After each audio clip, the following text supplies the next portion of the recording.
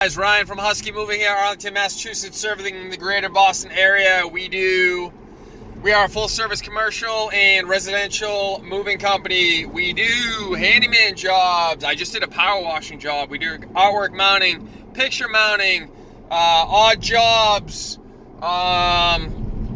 Dispose of a dead raccoon once. If you need it done, we try to get it done. Anyway, I want to talk to you guys about a rookie mistake I just made. Real bad mistake. Stupid. So anyway, I got a power washing job. I'm relatively new to the power washing game. I've done this is probably my 5th job or something. It's not brain surgery, but like anything else, you start doing a little bit, you start getting cocky. So I show up to a job today, and I'm not paying attention to what I'm doing. Start power washing. I'm going for 25 minutes, and all of a sudden, there's water spraying all over me. Unbeknownst to me, because I wasn't paying attention, I had allowed the power washing hose to sit against the hot engine compartment, which had eventually burned a hole through the hose, and now water was spraying everywhere, and the hose was functionally useless.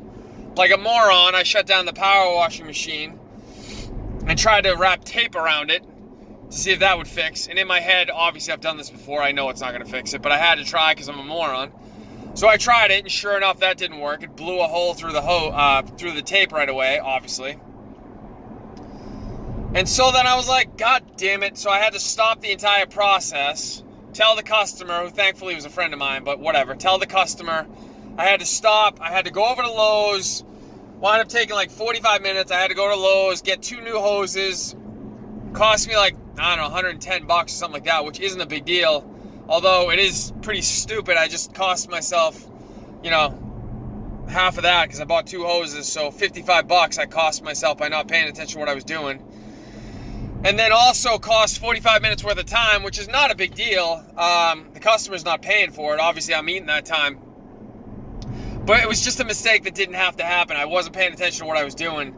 But what I wanted to mention to you guys is anytime that you have a tool that is susceptible to damage, like any kind of a hose that has water pressure going through it is susceptible to damage by default because of the pressure. I learned a valuable lesson today. Anytime you go out on a job and you have a piece of equipment that is susceptible to damage, bring 2 of them. So going forward, I'm going to learn from this mistake, hopefully. And anytime something like this happens, I'll go out with 2 hoses. I'll go out with 2 garden hoses and 2 power washing hoses. So if one breaks, as hoses are known to do, I'll have a spare.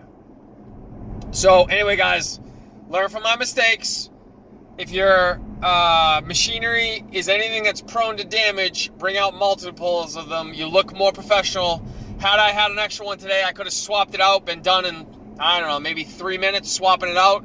Had a new one on there and kept going. Instead, I'm not going to say I looked unprofessional, but I do kind of feel like for the most part, once you start a job, you don't want to be going to the hardware store if possible. I feel like it looks so much more professional if you show up with everything you're going to need. And the whole point of if you're a professional is you think through all of the things that could go wrong and then show up with all of the things that you need to make sure none of those things go wrong. That's why these people are paying for you.